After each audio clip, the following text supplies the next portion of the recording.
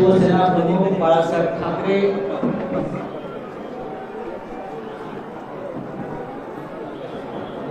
यांना वंदन करतो, अभिवादन करतो, त्यांचं स्मरण करतो. कारण या वास्तूला एक महत्व आहे. अनेक लढे शिवसेना प्रमुखांच्या नेतृत्वाखाली आणि या वास्तूवरून सुरू केले. या वास्तूला अनेक हल्ले बसवलेले. नुसते हल्ले नाही तर अतिरेक्यांचा हल्लाही बसवलाय. याच वास्तूच्या खाली बॉम्बस्फोट झालेले आहेत अतिरेक्यांकडून. माझ्या सोबत शिवसेना प्रमुखांचे आमचे सगळ्यांचे सहकार्य आहेत. ज्यांनी शिवसेना प्रमुखांबरोबर वर्ष काम केलं असे सगळे दिवाकर पुण्यात राऊत, अनिल देसाई, अनिल बांदेकर, मुंबईच्या महापौर किशोरीताई पेडणेकर, अरविंद सावंत, मंत्री उदय सामंत, अनेक संपूर्ण शिवसेना इकडे उपस्थित आहे. मी माननीय उद्धव ठाकरे, माननीय मुख्यमंत्री आणि शिवसेना पक्ष प्रमुख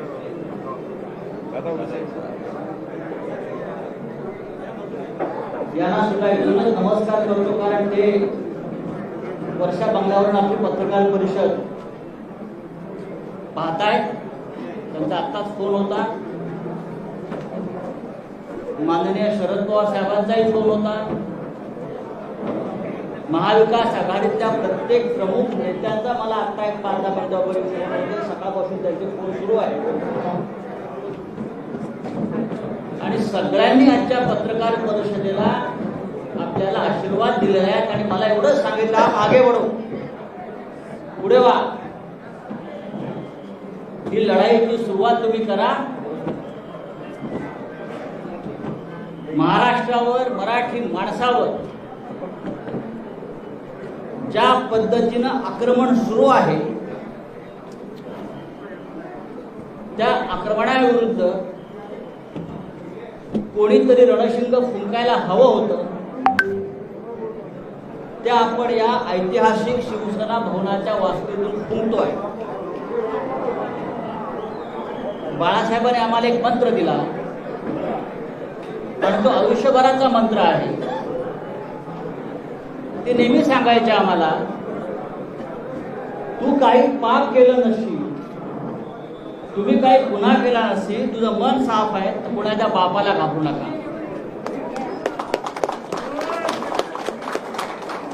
आणि आज उद्धव ठाकरे सुद्धा आपले पक्षप्रमुख याच पद्धतीनं ही शिवसेना पुढे घेऊन जात आहे. आजची पत्रकार परिषद घेण्याचं प्रयोजन यासाठीच आहे की आम्हाला संदेश द्यायचा की महाराष्ट्र गांडूची औलाद नाही.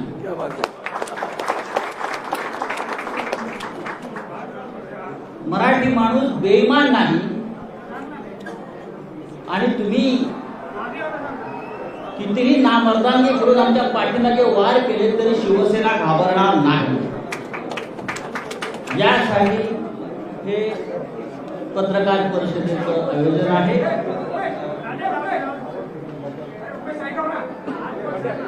गेल्या काही दिवसापासून आपण पाहताय, शिवसेना असेल, ठाकरे परिवार असेल, आमच्या आनंदराव वाडफोड असतील, रवींद्र वायकरांचं पण नाव मध्यंतरी मी ऐकलं होतं. अनेक आमचे शिवसेनेतले प्रमुख लोक, अनिल परब, भावना गवळी, राष्ट्रवादी काँग्रेसचे प्रमुख, महाविकास आघाडीतले, अगदी पवार साहेबांच्या कुटुंबियांपासून सगळ्यांवर केंद्रीय तपास यंत्रणा ज्या पद्धतीनं हल्ले करत आहे, मला असं वाटतं हे महाराष्ट्रावरच नव्हे तर देशावरच एक संकट आहे. अशा प्रकारचं संकट जसं महाराष्ट्रावर आहे तसं पश्चिम बंगालवर सुद्धा आहे. ती इकडे तर राज्यपालांनी विधानसभा संकलित करून टाकली, सरकारला मत मागलं. महाराष्ट्रातलं सरकार त्याला पाडायचं, घालवायचं आणि त्यासाठी केंद्रीय तपास यंत्रणांचा गैरवापर सुरू. खोटे आरोप, बदनाम्या, केंद्रीय तपास यंत्रणांचा दबाव. एकतर तुम्ही सरेंडर व्हा, गुडघे टेका, नाहीतर सरकार आम्ही घालवू, अशा प्रकारच्या धमक्या सतत दिल्या जात आहेत. पहा ना, भारतीय जनता पक्षाचे जे प्रमुख लोक आहेत रोज तारखा का देत आहेत? या महाराष्ट्रामध्ये 170चं बहुमत असताना, 170चं बहुमत असताना भारतीय जनता पक्षाचे लोक 2 दिवसांनी एक तारीख देतात. आता 10 मार्च नंतर, आता अमुक, हे तुम्ही कोणाच्या भरोशावर या तारखा देता? व्यंकय्या नायडू यांना मी पत्र लिहिलंय, त्या पत्रापासून सुरुवात झालेली आहे. राज्यसभेचे चेअरमन व्यंकय्या नायडू, उपराष्ट्रपती यांना मी पत्र लिहू, केंद्रीय तपास यंत्रणा महाराष्ट्रात काय करतायत आणि माझ्यासारख्या राज्यसभा सदस्याला कशा प्रकारे त्रास देऊ पाहतायत, याचं कारण इतकंच आहे की साधारण 20 दिवसापूर्वी आणि त्याच्या आधी भारतीय जनता पक्षाचे काही प्रमुख लोक मला भेटले. हा विषय दिल्लीत मी सांगितले. भारतीय जनता पक्षाचे काही प्रमुख लोक मला भेटले, ज्याला ओळख 3 वेळा मला ते भेटले आणि त्यांनी मला वारंवार हे सांगण्याचा प्रयत्न केला की तुम्ही या सरकारच्या प्रवाहातून बाहेर पडा. कोणत्याही परिस्थितीमध्ये आम्हाला हे सरकार घालवायचं आहे. आमची संपूर्ण तयारी झालेली आहे. एकतर आम्ही इतर राष्ट्रपती राजवट आणू, नाहीतर काही आमदार आम्हाला आमच्या हाताशी लागतायत, त्यांना तोडून आम्ही सरकार बनवू. तुम्ही मध्ये पडू नका, तुम्ही आम्हाला मदत करा आमचं सरकार येण्यासाठी. मी म्हणले कसं काय शक्य? 170 आमदारांचं बहुमत तुम्ही कसं काय उद्ध्वस्त करू शकता, पायदळी उडवू शकता? या लोकभावना. ह्याच्यावर त्यांनी मला सांगितलं, जर तुम्ही काही लोकांनी आम्हाला मदत केली नाही तर तुम्हाला केंद्रीय तपास यंत्रणा तुम्हाला टाईप करतील. हा शब्द आहे, टाईप करतील आणि फिक्स करतील. मी आता त्यांची नावं घेत नाही, पण मी भविष्यात, आणि त्या संदर्भात दिल्लीतून सगळी सिद्धता झालेली आहे तुमच्या लोकांना टाईट करण्याचं, फिक्स करण्याचं, आणि तुम्हाला नंतर पश्चाताप होईल की तुम्ही आम्हाला का मदत केली नाही.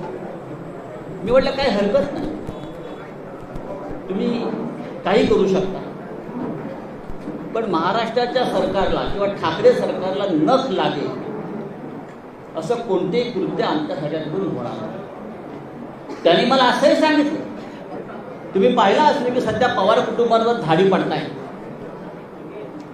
सध्या त्याच काळात सध्या पवार कुटुंबावर धाडी पडतात आणि ते सुद्धा प्रकरण सोपं नाही. आम्ही त्यांना सुद्धा टाईट करतो. शरद पवार, आणि मी नंतर माहिती घेतली तर त्याच दरम्यान 1 दिवसाच्या आत, दुसऱ्या दिवसापासून पवार साहेबांच्या म्हणजे पवार कुटुंबियांच्या घरावर सातत्यानं धाडी पडू लागल्या. ईडीचे लोक हे त्यांच्या घरात, त्यांच्या मुलींच्या घरात, बहिणींच्या घरामध्ये 8-8 दिवस जाऊन ठाण मांडून बसले, बाहेर पडायला तयार नव्हते. आणि तिथे सुद्धा ह्याच प्रकारच्या धमक्या त्यांना दिल्या जात होत्या. मी जेव्हा त्यांना नाही सांगितलं की तुम्ही या भानगडीत पडू नका, आम्ही प्रतिकार करू,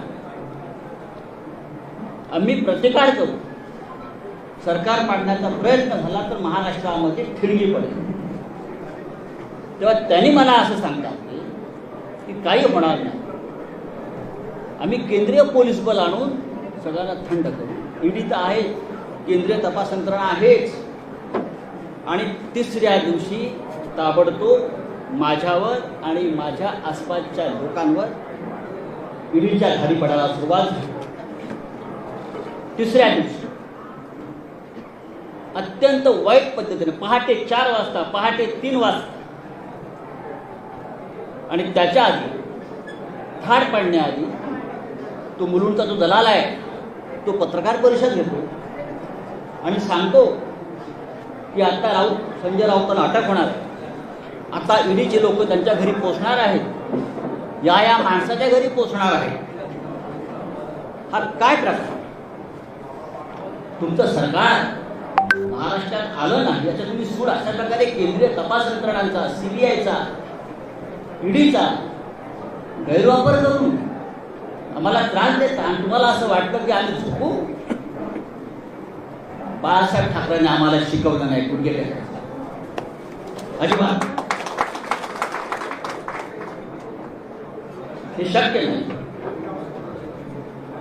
तुम्ही काही करा, हे सरकार पडणार नाही. मी वारंवार त्यांना सांगत राहिलो आणि जेव्हा जेव्हा मी त्यांना सांगत आलो त्या दिवशी माझ्या नातेवाईकांच्या, माझ्या मित्रांच्या घरावर रेड पडत. म्हणजे मला फ्रेम करण्यासाठी त्यांनी माझ्या आजूबाजूच्या लोकांना फ्रेम करायचा प्रयत्न केला. खोटी प्रकरणासाठी जे आरोप माझ्यावर झालेले आहेत त्यातलं एकही प्रकरण खरं नाही. कोणत्याही प्रकरणात, कोणत्याही धंद्यात अशा प्रकारच्या मुळात मराठी माणसाला धंदा करून असं यांना वाटतं म्हणून ते आपल्याला काही करतं. माझी मुलं असतील, माझे नातेवाईक असतील, माझा मित्र परिवार असतील, प्रत्येकाला बदनाम करायचं, खोट्या नावाने फोन करायचे. आत्ता तुमच्याकडे ईडी पोस्ट आहे, मुलांना फोन करायचा, उद्या सकाळी 4 वाजता ईडी आणि CBI तुमच्या घरी येत आहे, उद्या सकाळी तुमच्या वडिलांना अटक करून घेऊन जातील. इतकं निर्घृण पद्धतीनं राजकारण या महाराष्ट्रामध्ये कधी झालं नव्हतं. हे भारतीय जनता पक्षानं नालायकपणा सुरू केला आहे महाराष्ट्रामध्ये.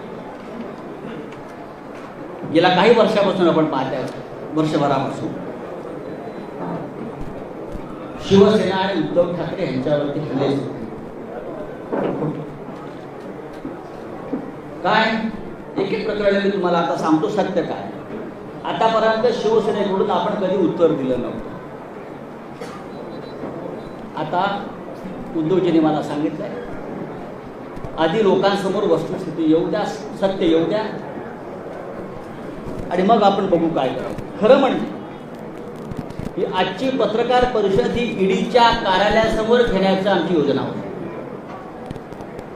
पण नंतर आमची चर्चा झाली की सुरुवात इथून करू आणि अंत तिकडे पाहू. महाराष्ट्रात कोण राहताय, तुम्ही राहताय की आम्ही राहतो.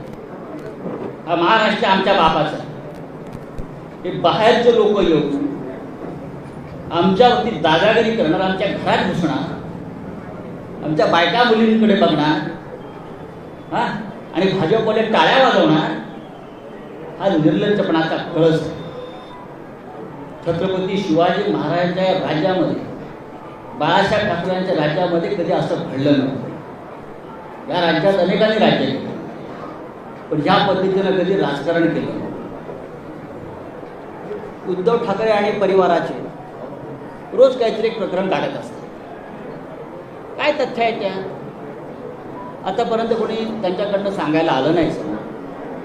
पण मी तुम्हाला सांगतो, तो जो कोण बोलतोय ना दलाल, त्याला मराठीमध्ये आपला भडवा म्हणतात, बरोबर ना, शुद्ध भाषेत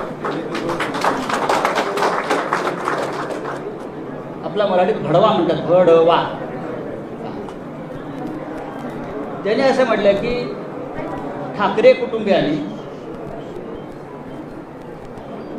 कोरलाई गावात अलिबाग जवळच्या 19 बंगले बांधून ठेवले.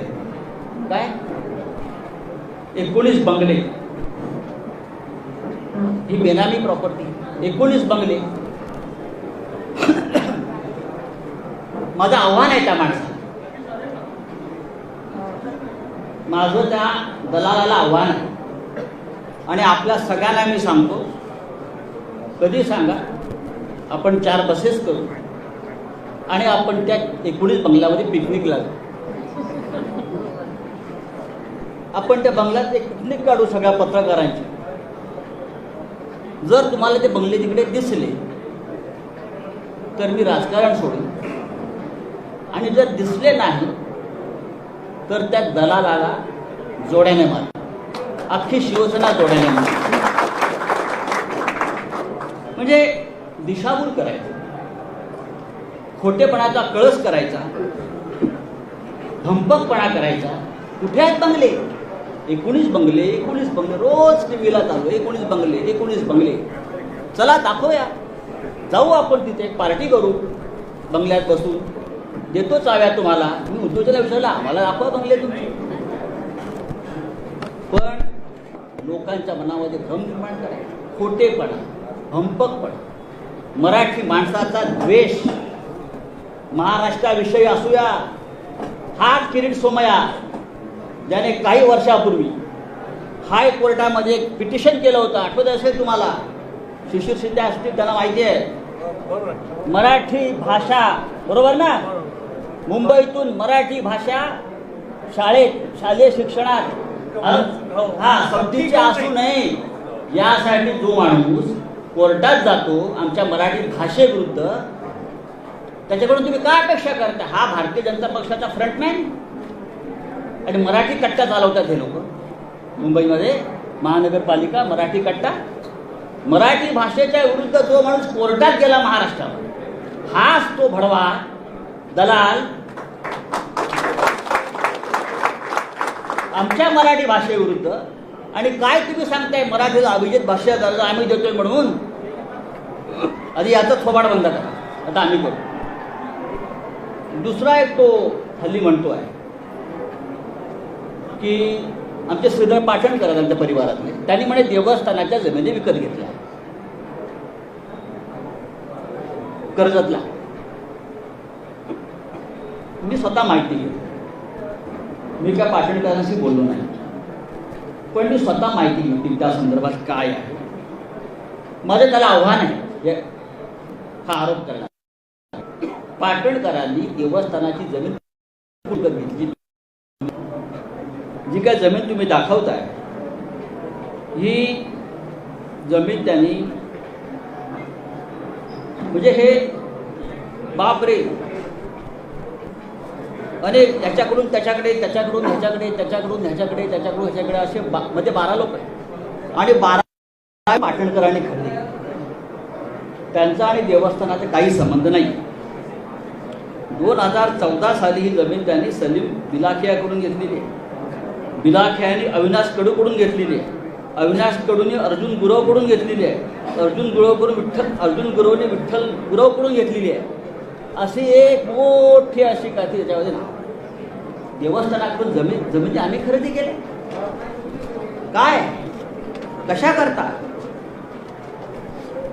संजय राऊत आमचे आनंदराव अडसूळ ते वारंवार सांगतायत की मी निर्दोष आहे, माझ्यावरती खोटे आरोप आणि फ्रेम केलेले आहेत, तरी त्यांच्या विरोधामध्ये बोलत राहायचं, त्यांची बदनामी करत राहायचं.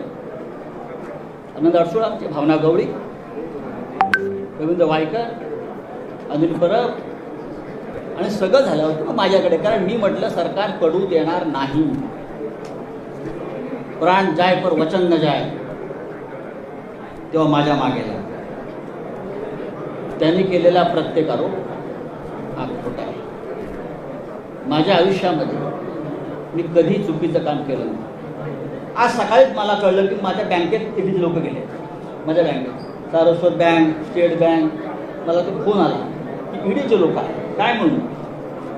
तुमचे 20 वर्षाचे म्हणे बँकेचे स्टेटमेंट घेऊन गेले. 20 वर्षाचे. ठीक आहे, घेऊन जाऊ द्या. बरं, ईडीचा तपास कसा आहे बघा, फार गमतीचा तपास आहे. माझं गाव अलिबाग. आता माझी जमीन लहानसण जी असेल ती अलिबागलाच असेल ना, ती मॉरिशसला नसेल किंवा भारतीय जनता पक्षाच्या नेत्यांप्रमाणे कुठे लंडन अमेरिकेत माझ्या प्रॉपर्ट्या नसतील. 50 गुंठे जमिनीचा तपास ईडी करत आहे. किती? 50 गुंठे जमिनीसाठी ईडीच्या लोकांनी गेल्या 15 दिवसापासून त्या गावातल्या किहीम गावातल्या आणि इकडल्या मुंबईतल्या त्यांच्या नातेवाईकांना, म्हणजे कोणाची 2 गुंठे जमीन, कोणाची 1.5 गुंठे जमीन, अशा आम्ही पूर्वी घेतलेल्या जमिनी मिळून 50-55 गुंठे, टोटल 30-40 लाखाच्या पुढे व्यवहार नसतात. पहाटे 4 वाजता घरात घुसायचं, त्या गरीब लोकांना उचलायचं आणि ईडीच्या कार्यालयामध्ये आणून बसवायचं आणि धमक्या द्यायच्या, तुला जेलमध्ये टाकू. तू संजय राऊतांच्या विरुद्ध लिहून दे की तुला त्याने किती कॅश दिली. गरीब लोक आहेत, घाबरतात. त्यातले काही लोकांच्या आईवडिलांकडून घेतलेले आहेत, ते मरून गेलेले आहेत बरं का. 12-12, 14-14 तास बेकायदेशीरपणे त्याला डांबून ठेवण्यात आलं. कोणत्या कायद्याने, कोणता तपास आपण करताय? 55 गुंठे जमिनीचा तपास ईडी करताय. किती मोठं काम आहे ईडी समोर. धमक्या देताय, दादागिरी करताय. जेल में डालेंगे, इधर नहीं, तिहार के जेल में डालेंगे, तिहार के. सगळ्यांचं नोटिंग झालेलं आहे. कोण आहे बघू 2024 नंतर काय करायचं. ही कोणती पद्धत आहे? आमच्या मुलीच्या लग्नाचे हिशोबाला लागले, फूलवाले, पताकावाले. आश्चर्य वाटते, मेहंदीवाल्याकडे पण गेले. मेहंदीवाल्याकडे गेले. मेहंदी हे नेल पॉलिश करणारे, कितना पैसा दिया, कितना पैसा दिया. हे ईडीचं काम, हे ईडीचं काम. गुजरातमध्ये 25,000 कोटीचा घोटाळा झाला त्यांच्या डोळ्यासमोर. 2 वर्ष FIR नाही घेतली तुम्ही. 1 वर्षापूर्वी मुंबईत एक लग्न झालं एका भारतीय जनता पक्षाच्या नेत्याच्या मुलीचं. आम्ही का बोललो का, ते वनमंत्री होते म्हणून त्यांनी त्या लग्नाचा सेट जंगलाचा केला, जंगलाचा. आणि त्याला फील यावा जंगलाचा म्हणून जे कार्पेट टाकलं होतं त्याची किंमत 9.5 कोटी रुपये होती. ईडीला काय दिसलं नाही काय. आम्ही म्हणतो घरातलं लग्न आहे, घरात शिरायचं नाही, पण आमच्या घरात तुम्ही शिरता अशा पद्धतीने. म्हणजे ही काय पद्धत काय? मुलांच्या घरात तुम्ही शिरताय, मुलांच्या दुकानात शिरताय, मुलांच्या कामाच्या ठिकाणी शिरताय, दादागिरी करताय, देख लेंगे बोलताय. अरे बघा ना, मी सांगतो बघा. मी पहिला माणूस आहे सांगणार की बघा म्हणून, बघूनच घ्या. जेलमध्ये टाकणारा टाका, मी जायला तयार, पण माझ्याबरोबर तुम्ही सुद्धा असा सगळे. आता मी काही गोष्टी तुम्हाला सांगतो, हळूहळू त्या सांगायला हव्या. आमचे मला कोणतरी म्हटलं की तुम्ही जिथे कपडे शिवले तिथे पण ईडीवाले गेले होते लग्नाचे. मुलुंडला टेलर आहे आमचा एक, तिथेही गेले होते, किती कपडे शिवले. म्हणजे ईडी हा काय प्रकार आहे हे तुम्हाला कळलं पाहिजे म्हणून तुम्हाला मी सांगतो. मैंने जहाँ कपड़ा सिलाया ना मुलुंड में, वो टेलर के पास भी ईडी के लोग आए थे. क्या क्या सिलाया, कितने सिलाया, कितना बिल दिया, कितने सूट सिलाया. हाँ, अब सिर्फ जूते वाले के पास जाना पड़ा. जाने तो कहाँ जाना चाहिए,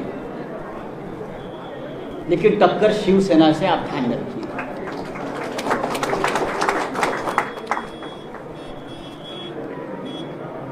एक दूध वाला है हरियाणा में, हरियाणा में एक दूध वाला है, मिल्कमैन, एस नरवर. मैं पूछना चाहता हूं ईडी से, क्या आप ये नरवर को पहचानते हो? सिर्फ 5 साल में एक दूध वाला 7,000 करोड़ का मालिक कैसे बन गया? किसका पैसा है?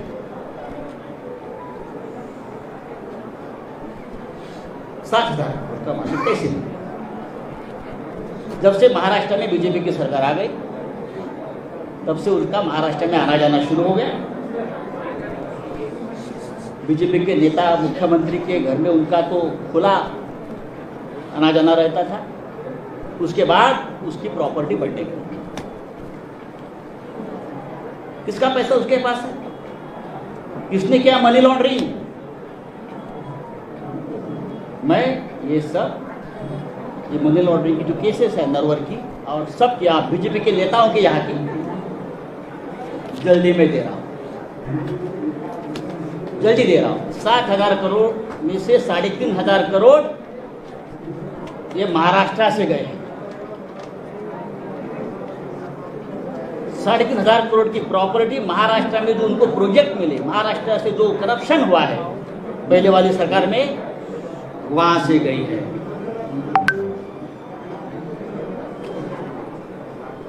महाराष्ट्र में सबसे बड़ा घोटाला जो है फडणवीस सरकार के काल में बहुत हो गई, लेकिन सबसे बड़ा घोटाला हुआ है महा आईटी में 25,000 करोड़ का घोटाला। 25,000। कौन है अमोल काळे, कहाँ छुपाया है उसको बताइए। हु इज अमोल काळे,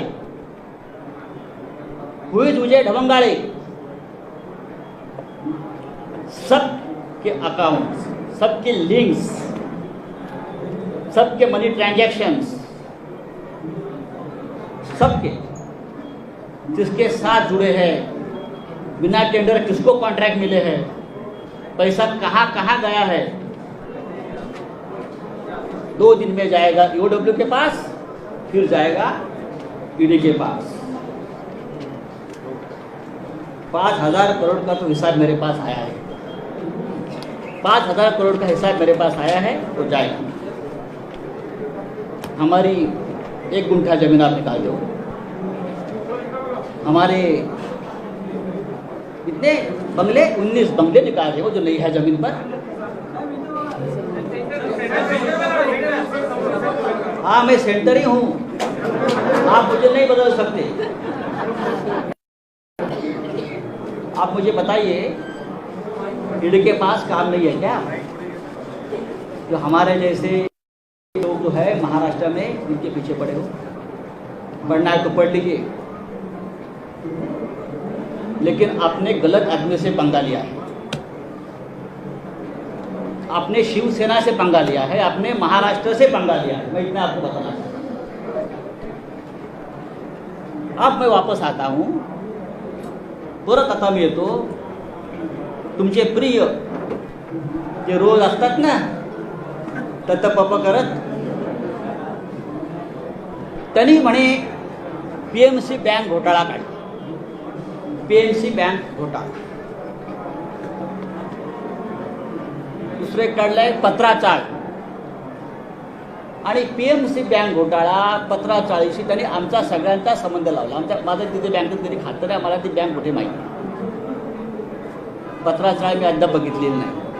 ठीक आहे, माझ्या आसपासचे मित्रपरिवार त्या व्यवसायात पुढे असतील, मला माहिती असू शकतात माझे, आणि मी कधीही ज्यांची नावं घेतली आहेत ते सगळे माझे मित्र आहेत, मी कधी टाळणार नाही, मी पळपुटा नाही, माझे मित्र आहेत ते, आणि माझे मित्र आहेत म्हणून त्यांना फ्रेम केलेलं आहे, पण मला माहिती आहे मला त्रास देण्यासाठी। आता हे जे कोणी आहेत तुमचे दलाल भरवे, ज्याला आपण मगाशी म्हणत होतो, ते वारंवार ते सांगताय की पीएमसी बँक घोटाळ्यातले पैसे हे वापरतायत आले आहेत। राकेश वाधवान, मला वाटतं नाव त्यांचं, राकेश वाधवान हे पीएमसी बँक घोटाळ्यातला असा आरोपी आहे। तो बिल्डर आहे मोठा, तो होता। बरंच काय का सांगतात, आमचे सगळ्यांशी त्याचे संबंध आहेत, आणि पीएमसी बँक घोटाळ्यातले पैसे आम्ही वापरतो। आता फार एक महत्त्वाची गोष्ट मी तुम्हाला सांगतो। राकेश वाधवानला त्या काळात कोण ओळखत नव्हतं, सगळं ओळखत होतं। राकेश वाधवानच्या खात्यातून बीजेपीच्या अकाउंटला 20 कोटी रुपये गेलेले आहेत पक्षनिधी म्हणून। बीजेपीच्या अकाउंटला 20 कोटी ऑफिशियली गेले राकेश वाधवान, हे सगळ्यांना माहिती। पण आता हे जे महाशय बोलतात आमच्यावर कि राकेश वाधवान, पीएमसी बैंक घोटाला, भ्रष्टाचार, ईडी वाले सुनो, अगर ईडी वाले कहाँ सुनते हो गए आज मेरी बात उनको सुननी पड़ेगी। ईडी और सीबीआई, ईओडब्ल्यू, प्रधानमंत्री और गृह मंत्री, आज मेरा ये जो स्पीच है वहाँ बैठकर सुन रहे हैं, मुझे मालूम है। ये जो है अभी किरीट सोमैया ना, क्या उसका नाम, हाँ, वो बोलता है कि राकेश वाधवान एक भयंकर मानुस है, उसने भ्रष्टाचार किया है, पीएमसी बैंक घोटाला किया है, लोगों का पैसा डुबाया है। अब मैं पूछना चाहता हूं भाई, ये निकॉन इंफ्रा कंस्ट्रक्शन कंपनी किसकी है? निकॉन इंफ्रा कंस्ट्रक्शन कंपनी किसकी है? ये कंपनी किरीट सोमैया की है, उसका फैमिली की है, नील किरीट सोमैया की है, और वो राकेश वाधवान का पार्टनर है।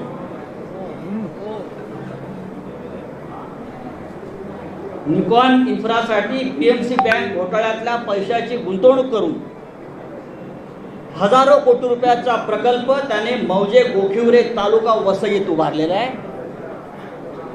हे मी पुराव्यासह सांगतोय। पीएमसी बँक घोटाळ्याचा मास्टर माइंड एचडीआयएलचा राकेश वाधवानशी यांचा थेट आर्थिक संबंध आहे। पीएमसी बँक घोटाळ्यातल्या प्रकरणात ब्लॅकमेल केलं यांनी आणि वाधवानकडून कोट्यावधी रुपयाची जमीन यांनी आपला एक फ्रंटमॅन आहे लाडानी म्हणून त्याच्या नावावर घेतली आणि प्लस कॅश पण घेतली आहे।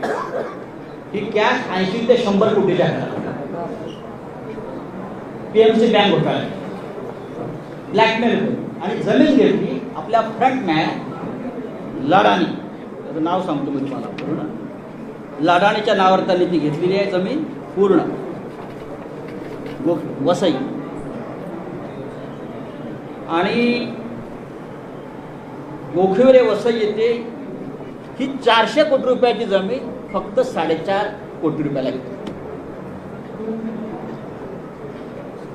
अशा 2 जमिनी त्याने घेतल्या।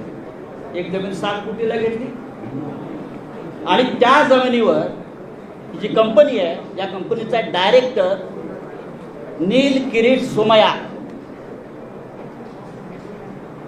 निकॉन फेज 1 आणि निकॉन फेज 2 हे हजारो कोटीचे प्रकल्प उभारले जातात। हा सगळा पीएमसी बँकेतला पैसा।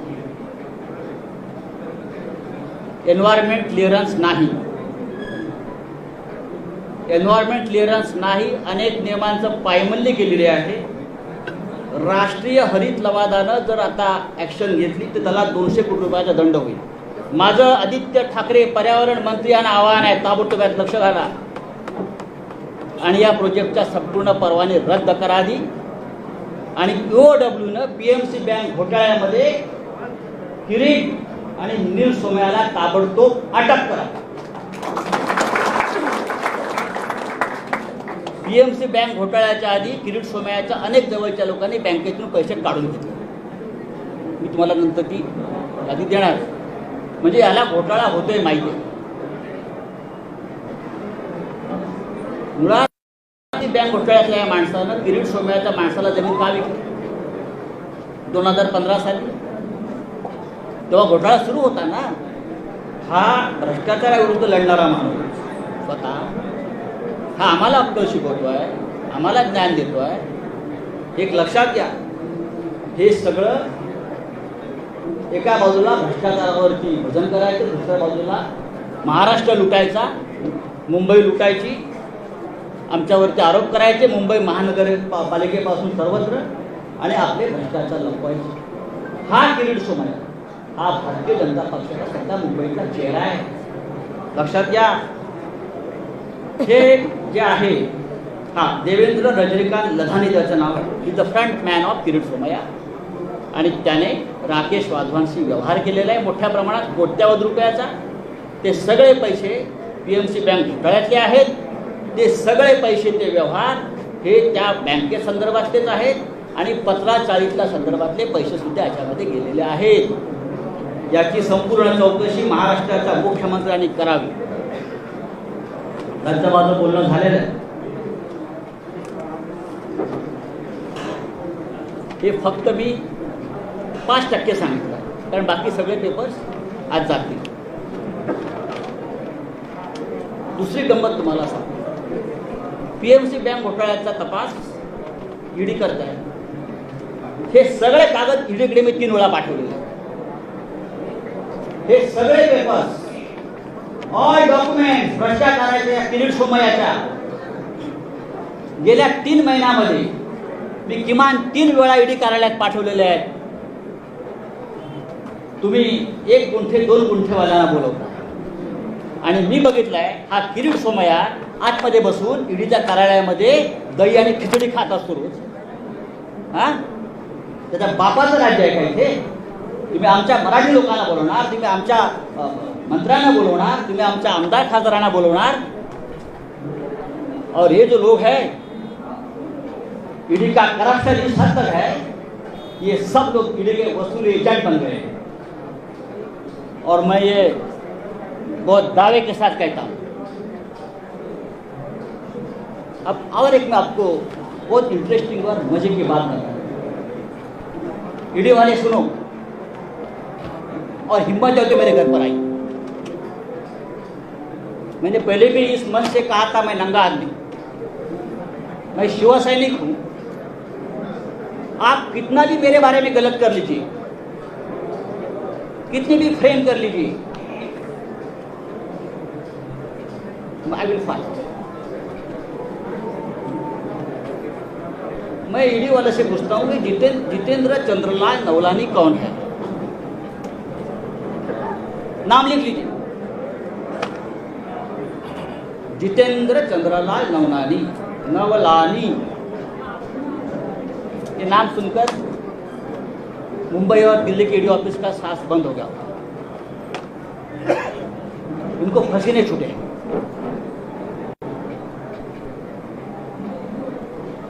चार महीने से मुंबई के जो बिल्डर्स है बड़े बड़े, उनसे वसूली चल रही है ईडी के नाम पर.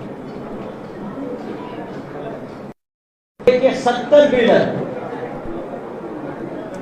प्रतिष्ठित बिल्डर, उनसे ईडी के नाम पर जो वसूली हो रही है उसको ईडी को भी पता है, कुछ अधिकारियों को पता है. ये कौन है, ये किसके लोग हैं, सब डेटा मेरे पास है. और मैं सबसे पहले प्रधानमंत्री मोदी जी को इस बारे में, जैसे वेंकैया जी को लिखा है, मैं मोदी जी को लिखूंगा, मैं अमित शाह जी को लिखूंगा.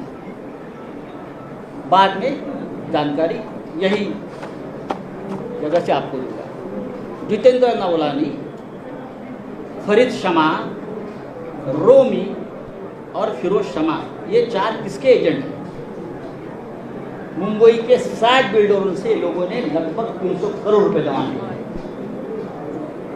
कहाँ हो गया उसका मंत्रिमंडल? मैं आपको बता दूंगा. उसमें कितने ईडी के अफसर शामिल हैं, कहाँ बैठते हैं, कहाँ खाते हैं, कहाँ पीते हैं और क्या अय्याशी करते हैं, ये मैं देश को बताऊंगा. चाहे आप मुझे गोली मारो, आप मुझे जेल में डालो, आप कुछ भी करें, मैं आपसे डरने वाला नहीं. आप करिए, आपको जो करना है करिए. अब जो बात मैंने आपसे कही है, आप बात समझ लीजिए, महाराष्ट्र को बदनाम करना की एक बहुत बड़ा साजिश है. महाराष्ट्र, बंगाल और झारखंड, ये 3 राज्यों की सरकार गिराने की साजिश चल रही है और ईडी और सीबीआई का हथियार बना रहे हैं. हमारे जैसे लोग जो पार्टी के लिए अपनी जान देने को तैयार है, हमारे जैसे लोग, हम सबको तकलीफ देंगे, धमकाएंगे, डराएंगे. लेकिन भाई, आपने हमारा डीएनए अब तक देखा नहीं है क्या है. ऐसी कोई जेल बनी नहीं है कि मुझे 2 साल तक जेल में रखे. हमने बहुत देखा है जिंदगी. आइए, अरे बच्चों को धमकाते हैं लोग, ईडी वाले छोटे छोटे बच्चों को धमकाते हैं. 80 साल के एक बुढ़े को पकड़ के लेके गए अलीबाग से, 80 ईयर्स ओल्ड हार्ट पेशेंट. वो रो रहा था कि मुझे अब याद नहीं है भाई, इतने साल का एक ट्रांजैक्शन है, मुझे कैसे याद होगा? 2-4 लाख का ट्रांजैक्शन है. तू यहाँ ही मरेगा, तू घर में नहीं जाएगा. इस प्रकार से ईडी के अधिकारी ने उसको धमकाया. अमित शाह मोदी जी से मेरा ये निवेदन है, क्या यही आपकी डेमोक्रेसी है? आप इमरजेंसी के बारे में बड़े बड़े भाषण देते हो, आक्रोश करते हो, और ये आपकी एजेंसी? अरे हमसे लड़ो ना। जिस दिन मेरे रिलेटिव्स के ऊपर, मेरे दोस्तों के ऊपर रेड्स हो रही थी और इनोसेंट लोगों को पकड़कर लेके जा रहे थे, उस रात को मैंने अमित शाह जी को फ़ोन किया था। उस रात को मैंने अमित शाह जी को फ़ोन किया था। मैंने कहा कि अमित शाह जी, मैं आपका बहुत रिस्पेक्ट करता हूँ, आप बड़े नेता है, देश के गृह मंत्री है, लेकिन ये जो चल रहा है ये ठीक नहीं है। अगर आपकी मुझसे दुश्मनी है तो आप मुझे अरेस्ट करिए, मैं तैयार हूँ। आप मुझे टॉर्चर कीजिए, लेकिन आप मेरे नज़दीकी, मेरे दोस्त, मेरे रिलेटिव्स, मेरे बच्चे, आप उनको क्यों टॉर्चर कर रहे हो आपकी एजेंसी? मैंने कहा उनको, और भी मैंने लोगों से बात की। ये शिवसेना भवन है, बाला साहब ठाकरे जी से हमने हमेशा प्रेरणा ली है। ये महाराष्ट्र है, ये छत्रपति शिवाजी का महाराष्ट्र है। मैं इतना ही कहूँगा, आप करिए कुछ भी, हम झुकेंगे नहीं, हम डरेंगे नहीं, हम झुकेंगे नहीं, लेकिन आपको झुकाएंगे। किसी भी हालत में महाराष्ट्र में ठाकरे सरकार रहेगी और 2024 में भी देश में परिवर्तन होगा।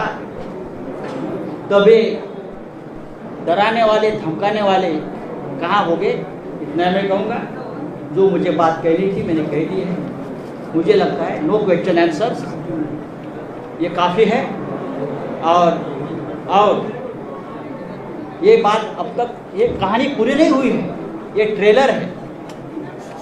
आने वाले समय में कुछ वीडियो, कुछ क्लिप्स और डॉक्यूमेंट्स लेकर मैं सामने आ जाऊँगा। मैं देखता हूँ कौन क्या करता है। आप दिल्ली में, कुछ लोग गए, दिल्ली में जाओ, नहीं तो जो बाइडेन के पास जाओ, मुझे कोई फर्क नहीं पड़ता। मैं शिवसैनिक हूँ, मेरी जिंदगी संघर्ष में गई है, लड़ाई में गई है। बाला साहब ठाकरे जी का मुझे हमेशा आशीर्वाद मिला। हम सबको, हम हारने वाले नहीं है। जय हिंद, जय महाराष्ट्र।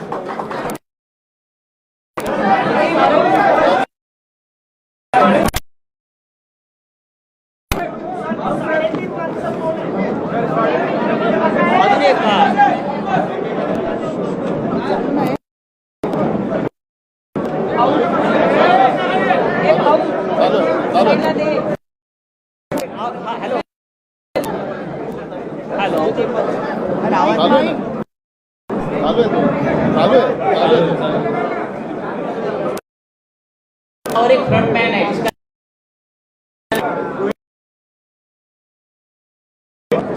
फडणवीस साहब का आजकल वो बहुत डुएट हुआ है, मुझे कहा, मैं तो पहचानता नहीं। वो फडणवीस साहब को डुबाने वाला है।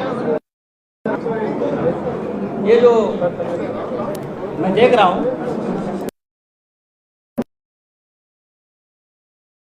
बाकी है, निकाला है ना, ये पत्राचाल की जमीन खरीदने वाला है मोहित कंपनी, सबसे बड़ा घोटाला। और उसमें भी पीएमसी बैंक का पैसा, बैंक को डुबाने वाला, वहाँ का करप्शन का पैसा ये पत्राचाल में लगा है। और मोहित कंबोज का वहाँ एक लग्जर कंस्ट्रक्शन प्रोजेक्ट बन रहा है पत्राचाल में, और हम पे उंगली दिखा रहे हैं। दूसरी बात है कि और एक है, उसके बारे में मैं और बता दूंगा।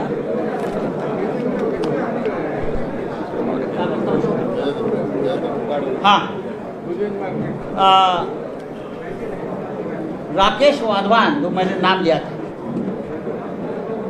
राकेश वाधवान, उसके पास से ये मोहित कंबोज के केबीजी ग्रुप ने 1,65,000 स्क्वायर मीटर की जगह में 40 एकड़ क्षेत्र में से 4557115 स्क्वायर मीटर, इसकी कीमत है 12,000 करोड़, मोहित कंबोज ने खरीद ली। कितने में खरीद लिया? 100 करोड़ में सिर्फ। कैसे? किसका पैसा है? और लोग बोलते हैं ये हमारे फडणवीस साहब का ब्लू आइड बॉय।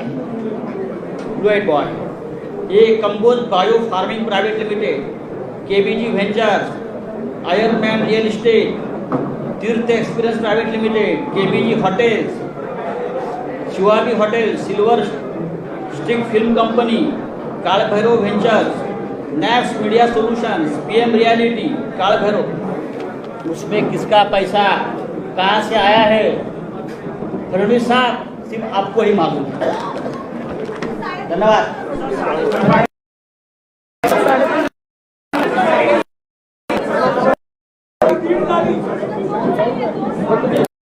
मला कळेल जैसे जैसे कोई आधा है, कोई चराने वाला है, जैसे जैसे अंदर जाएंगे वैसे वैसे आपको पता चलेगा